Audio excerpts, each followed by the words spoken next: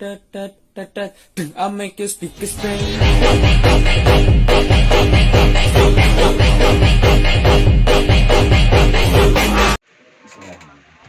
Halo, assalamualaikum warahmatullahi wabarakatuh. Kembali lagi tentunya dengan saya Mas Umar. Nah, pada kesempatan kali ini, pada episode kali ini, saya mau nge-review suatu blog dari brand Moto One. Nah, sebelum lanjut ke videonya, bagi kalian yang baru saja hadir ke dalam channel ini, jangan lupa untuk klik tombol subscribe di bawah ini, karena dengan subscribe berarti kalian sudah mendukung channel ini supaya lebih berkembang lagi. Oke, terima kasih banyak. Langsung saja kita akan unboxing seperti dulu ya. Di sini sudah ada beberapa blok dari merek Moto One dari bahan casting. Oke, di sini saya mau ngebahas blok dari ukuran 65 mm. Itu kalau di langkah kerkas standar biasanya itu cc-nya menjadi 195 cc, tapi ada yang penyebutan bisa di 200 cc. Tapi kalau misalkan secara hitung-hitungan itu tidak, karena di 200 cc ada piston lagi seperti ukuran 66. Oke, seperti biasa ada packing block dan packing head, lalu styrofoam untuk melindungi si bloknya itu sendiri agar tidak terjadi goncangan. Kosong ya, ini langsung kita gelap langsung aja deh. Oke, taruh dulu, langsung akan kita buka. Ini kosong, taruh dulu. Packing udah dibahas. Nah, untuk ring seher juga di sini menggunakan RIK Kenceng yang sudah lolos uji. Ada clip pen 2 biji dan ada pen piston atau pen seher. Oke, yang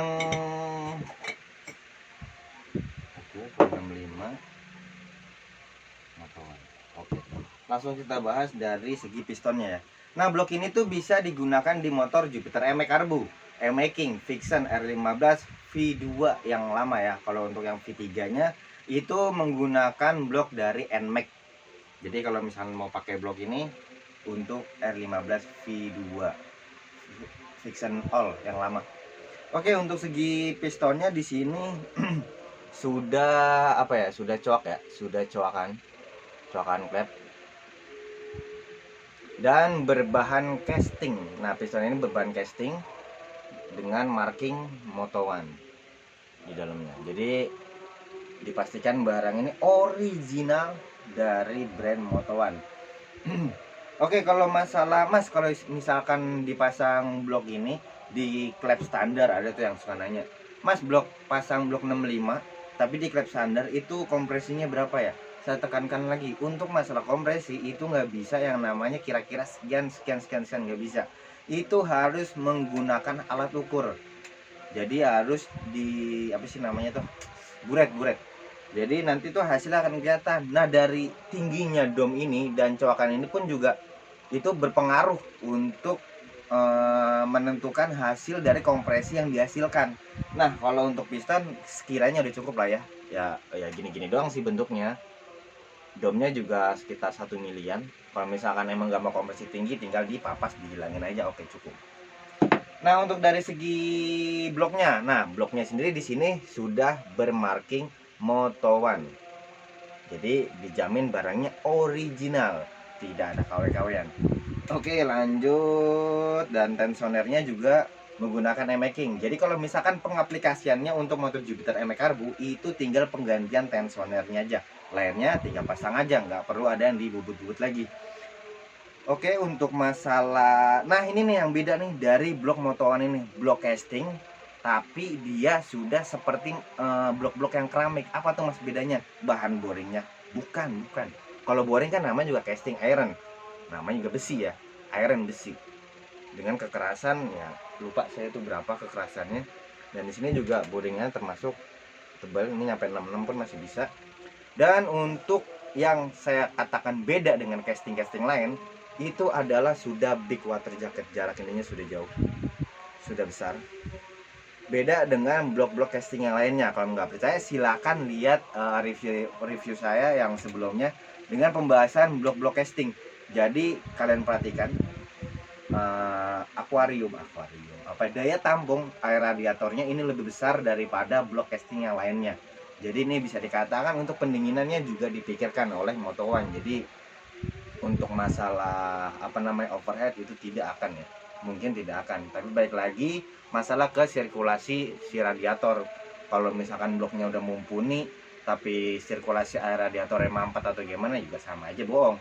Tapi kalau untuk dari segi bloknya sudah memikirkan hal seperti itu. Jadi ini sangat-sangat recommended. Nah kalau masalah kadang-kadang tuh ada tuh yang nanya, Mas saya kok pasang blok A itu casting iron, itu kok cepet baret ya Mas? Kalau masalah baret apa enggaknya itu balik lagi ke masalah pengaplikasian. Nah ketelitian si mekanik pun juga harus harus teliti dari clearance antara si piston, si penggerak ini dengan dinding blok yang ada di dalam kanan kirinya. Kalau misalnya keseretan itu juga nggak bagus, terlalu longgar pun itu nggak bagus. Jadi yang bagusnya gimana Mas? Itu ada clearance-nya masing-masing. Seperti contoh ya, bukan untuk bukan untuk jadi patokan. Misal clearance-nya antara liner atau dari boringan dengan si share itu 0,3 mili atau berapa. Itu misalkan ya, hanya contoh aja. Jadi kalau misalkan kalian, karena kan saya jualan juga nih. Kalau untuk blok-blok seperti ini, kadang emang dapat lagi yang sesuai yang sempurna ada. Tapi kalau misalkan dapat yang seret banget pun juga ada. Jadi kalau misalkan hasil kayak begini nggak bisa disamakan. Oh si A pasangin awet, terus pemasangan juga enak. Oke mungkin dia dapat bloknya yang lagi clearance antara blok dan sernya itu emang mumpuni sesuai dengan kapasitas si piston casting ini.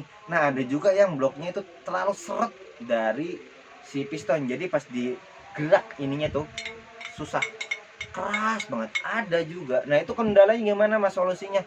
Itu tinggal dihanding aja, bawa ke tukang bubut, handing, Mas tolong nih dihanding sesuaikan dengan blok yang sudah ada, udah beres. Karena mekanik bubut pun juga sudah berpengalaman ya dalam hal pengaplikasian si penggerak piston dengan si liner. Jadi tuh nih kalau misalnya di motor Yamaha clearance-nya tuh berapa, di motor Honda tuh berapa, itu beda-beda, nggak bisa disamakan ya. Kalau misalkan dari pengalaman yang saya sudah dapat, emang Yamaha dengan Honda clearance antara blok seher dengan si boring itu beda-beda, nggak bisa sama. Dari setelan klep pun juga sama antara Honda dan si Yamaha. Oke, untuk blok ini kapasitasnya itu 195 cc dengan diameter piston 65 mm. Dan untuk direkomendasikan klep kalau bisa di up, jangan menggunakan standar, minimal 2320. Itu sudah enak. Tapi kalau misalkan mau idealnya ya 2522 pun juga bisa, 2624 pun 2623 ya. Iya 2623 pun juga bisa.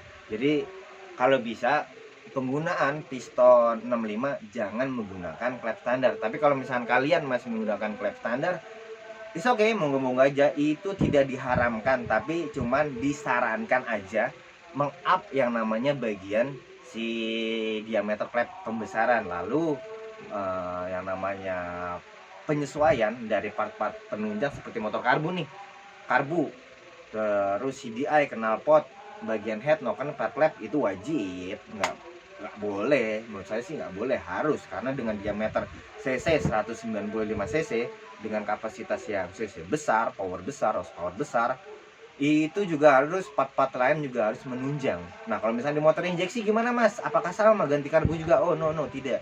Kalau misalnya di karbu di injeksi itu seperti making fiction, itu penggantian yang namanya throttle body, terus injektor, lalu ECU, terus diameter klep seperti yang tadi saya bilang, diameter klep itu lebih besar daripada yang standar, minimal 2320. Lalu bagian noken as. Nah noken as idealnya pakai yang merek apa Mas? Itu nggak ada kata idealnya pakai merek apa-apa, itu semuanya recommended, tapi ada hitungannya masing-masing. Dan setiap merek noken as itu ada karakternya masing-masing, nggak bisa disamakan. Misal pakai produk A karakternya tengah ke atas, dan pakai produk B ada juga yang karakternya bawah ke tengah, jadi atasnya ampiang, ada juga yang seperti itu. Nah bagusnya gimana Mas? Bagusnya itu terserah mekanik kalian masing-masing. Saya pengen ngasih tahu tapi takut yang namanya salah ngomong, karena bagian noken as itu adalah otak daripada si motor itu sendiri. di luar dari electrical dari isi motor itu sendiri. Kalau misalkan injeksi nih, baik lagi injeksi nih, tadi pertanyaan injeksi ya saya lupa. Bagian TB, throttle body minimal 34, lalu injektor yang dengan 200 debit bensinnya itu 200 cc, bagian head rubah diameter flap, lalu di porting, dan juga noken as, kalau bisa liftnya lift tinggi seperti 8 ke atas, lalu pair clap, terus juga bagian si exhaust atau knalpot ya, itu juga nggak bisa menggunakan knalpot standar.